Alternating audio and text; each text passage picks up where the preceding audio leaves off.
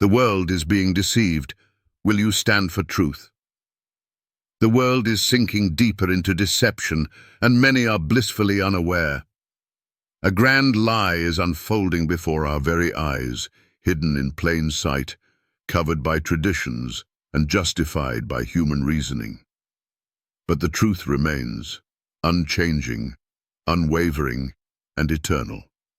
The question is, will you stand for it? Jesus warned us in Matthew 24:24, "For there shall arise false Christs and false prophets, and shall show great signs and wonders, insomuch that, if it were possible, they shall deceive the very elect." Deception so strong that even the faithful could be led astray. But how?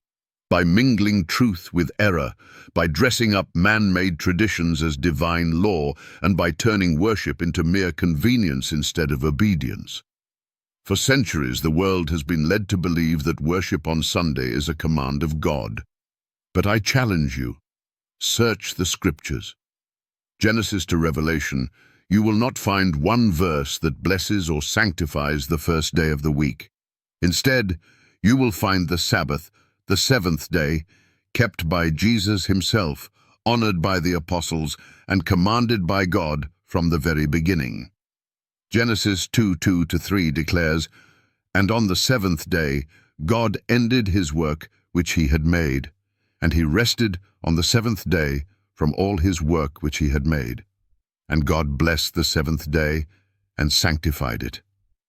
Why then has the world embraced Sunday? Why do pastors, priests, imams, and even skeptics defend it with such zeal? History tells us that it was not God who changed the day, but man. In 321 AD, Constantine, the Roman emperor, enforced Sunday as a day of rest, blending pagan sun worship with Christianity to unite his empire. The Catholic Church followed, claiming authority to change God's law. Sunday is our mark of authority.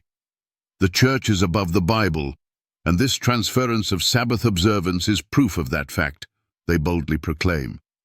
But I ask you, by whose authority? Certainly not God's. When confronted, many will point to Jesus' resurrection on Sunday as justification. But where is the command? Did Jesus say, "Now that I am risen, change the Sabbath to Sunday"? No, he did not. Instead, he kept the Sabbath even in death. His followers too honored it, as recorded in Acts 17:2.